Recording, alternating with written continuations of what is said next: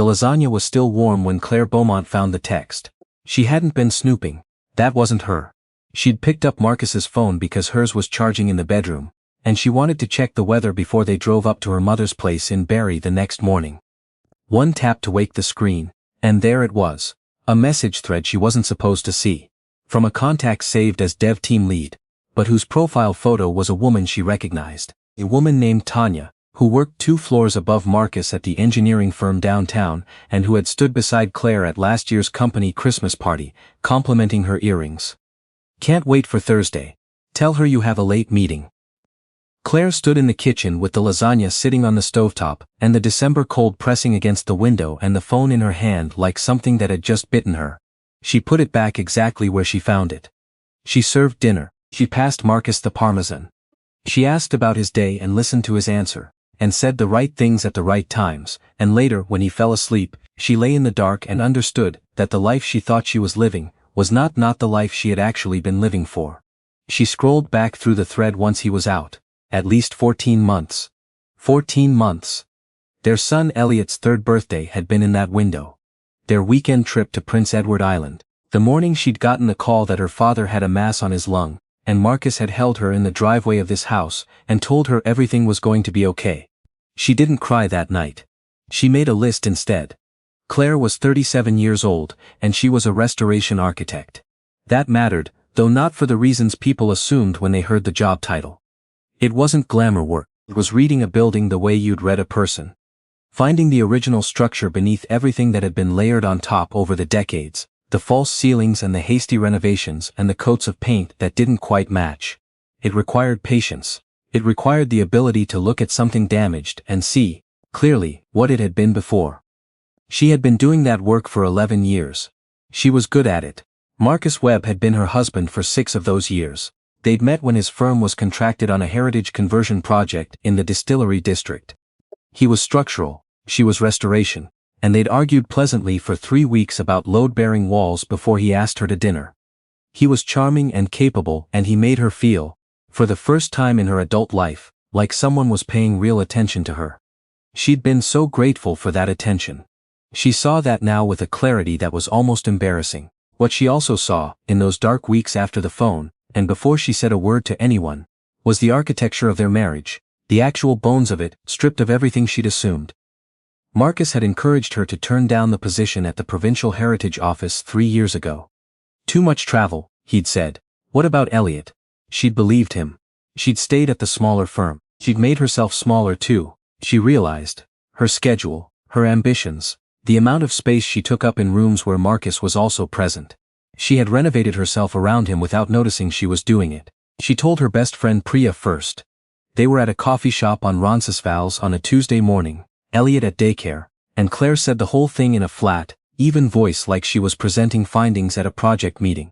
Priya listened without interrupting, which was not natural for Priya, and said a great deal.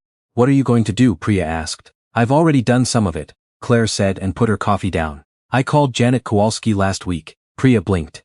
Janet Kowalski was one of the best family lawyers in the city. She'd been practicing for 30 years and she did not lose. Okay, Priya said carefully. I'm not angry, Claire said. I mean, I am, but I'm not going to do anything angry. She told Marcus on a Wednesday evening after Elliot was asleep. She sat across from him at the kitchen table and she watched his face move through several expressions before it settled on one she hadn't expected. Annoyance. Not guilt, not grief. Annoyance, like she'd raised something inconvenient. I think you're overreacting, he said. She had expected many things. She had not expected that. The text I read, she said, was not ambiguous, Marcus. He pivoted quickly, the way people do when they've already rehearsed this in their heads. It wasn't serious. It was a mistake. He'd been under enormous pressure.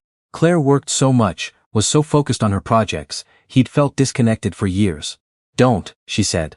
She said it quietly, and something in the quietness of it stopped him. Don't make me the reason. He tried 3 more times over the following week. Flowers once, the expensive kind from the market on Queen, the ones he knew she liked. A dinner reservation at the Italian place in Yorkville where they'd gone for her 35th birthday. A long letter slid under the bathroom door that she read once, folded carefully, and gave to Janet Kowalski, because Janet had told her to document everything. The flowers died on the kitchen counter. Claire and Marcus ate dinner separately until the division of the house was formalized. The asset conversation was where it got ugly. She hadn't wanted ugly, but it found her anyway. Marcus's position at the engineering firm had grown considerably during their marriage. He was now a senior partner. Claire knew. Because she had been paying attention for 6 years, because she cared about his work the way she had cared about all of it. Exactly how much of that growth was connected to her. She had introduced him to 3 of his most significant clients through her heritage project work. She had hosted the dinners. She had taken Elliot to her mother's on the weekends when Marcus needed to entertain. When his firm was pitching a major adaptive reuse project 4 years ago, she had worked late 3 nights in a row, preparing technical analyses of the heritage building structure. Analyses that were incorporated into the winning proposal, under the firm's name, not hers. She mentioned this to Janet. Janet smiled in the way that competent people smile when a case clarifies itself. Marcus's lawyer, it turned out, had assumed Claire didn't know any of this. The early negotiations operated on that assumption. There were offers. Reasonable-looking offers. She could see the logic of them, and she could also see that they had been calculated against a version of her that didn't quite exist. A version that was grateful and a little confused and willing to take less, because she didn't understand she was worth more. She was a restoration architect. She knew what things were worth before the false ceilings went up. The mediation session happened on a Thursday in late February, in a glass-walled room on the 14th floor of a building on Bay Street, with a view of the lake in the distance. Marcus sat across from her with his lawyer, and he looked, for the first time, slightly uncertain. Claire sat beside Janet with a folder of documents she'd spent 3 weekends compiling. She didn't speak much. She didn't need to.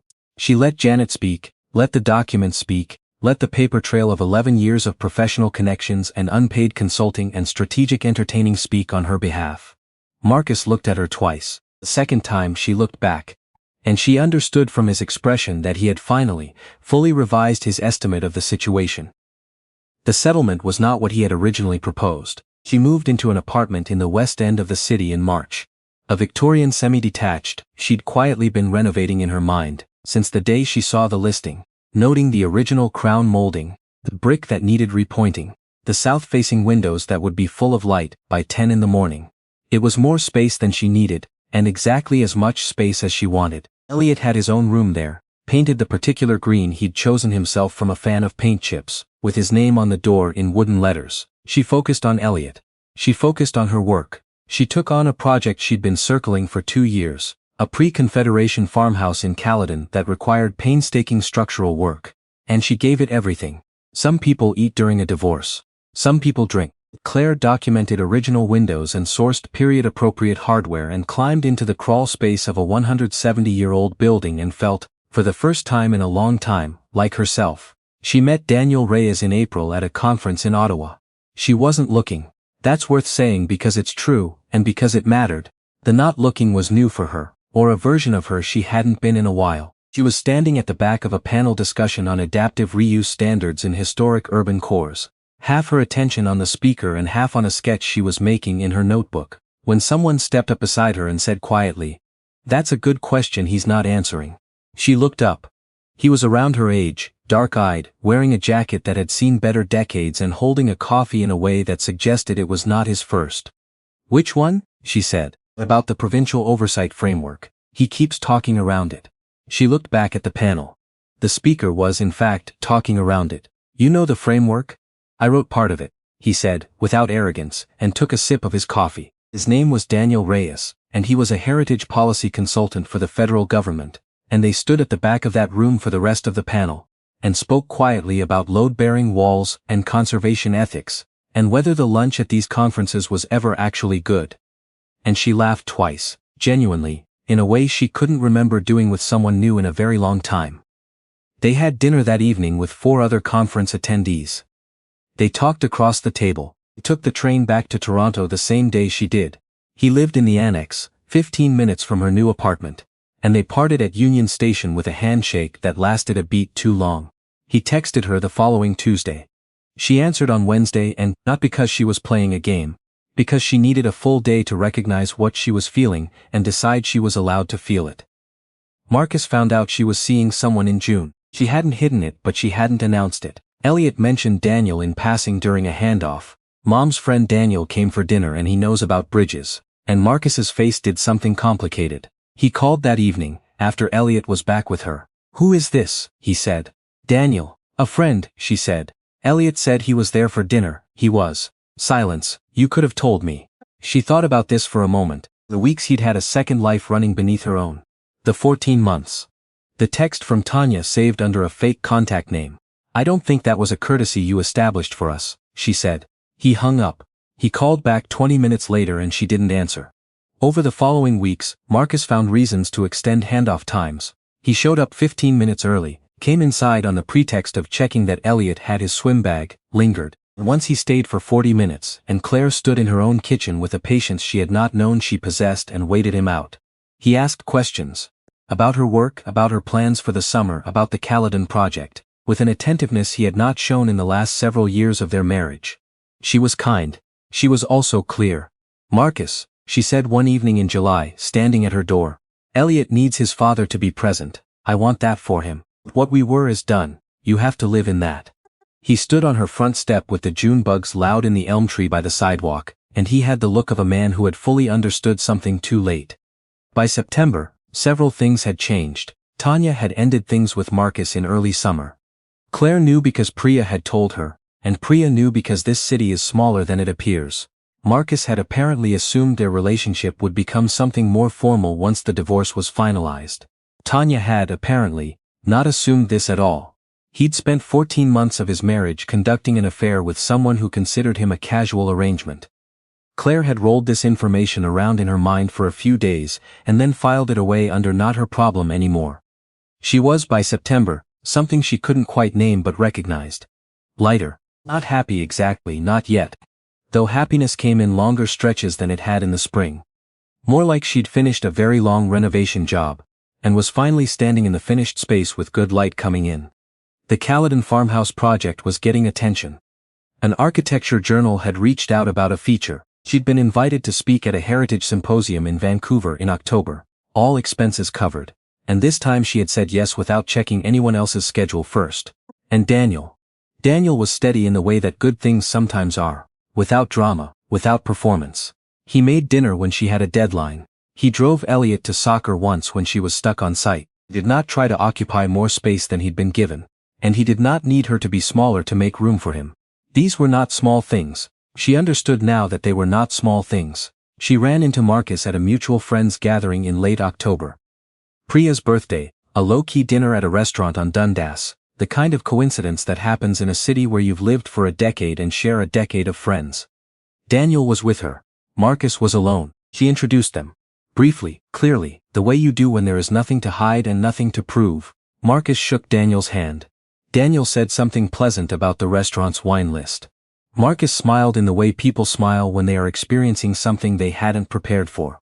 Later, in the cab going home, Daniel said, "He stared at you for most of the main course, I know." She said, "Does that bother you?" She thought about it honestly. The house she'd left, the list she'd made in the dark, the folder of documents on the 14th floor, the light in her apartment at 10 in the morning. "No," she said, "not anymore." Marcus called one more time, in November. It was a Sunday. Elliot was at her mother's for the weekend, and the call came through at 9 in the evening when she was reading on the couch in her living room with a glass of wine and the particular quiet she'd learned to stop waiting for permission to enjoy.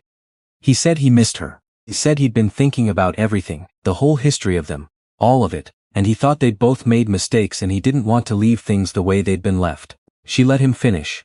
"I don't think we both made mistakes, Marcus," she said. "Not in the way you mean, Claire. I hope you find something real," she said, and she meant it. "I genuinely do, but I'm not the place to look." She hung up and sat for a moment in the quiet and then went back to her book. The next morning she drafted her acceptance to the Vancouver symposium. She called her mother back about Christmas. She texted Priya a photo of the Caledon farmhouse with the new windows in, the light flooding through clean glass into a room that had been dark for 30 years. And Priya replied with 6 exclamation marks and a heart. She put her phone down on the table in her kitchen, in her apartment, on a Monday morning in November, in a life that fit her. And she thought that some things, when you finally let them fall apart, turn out to have been blocking the light the whole time.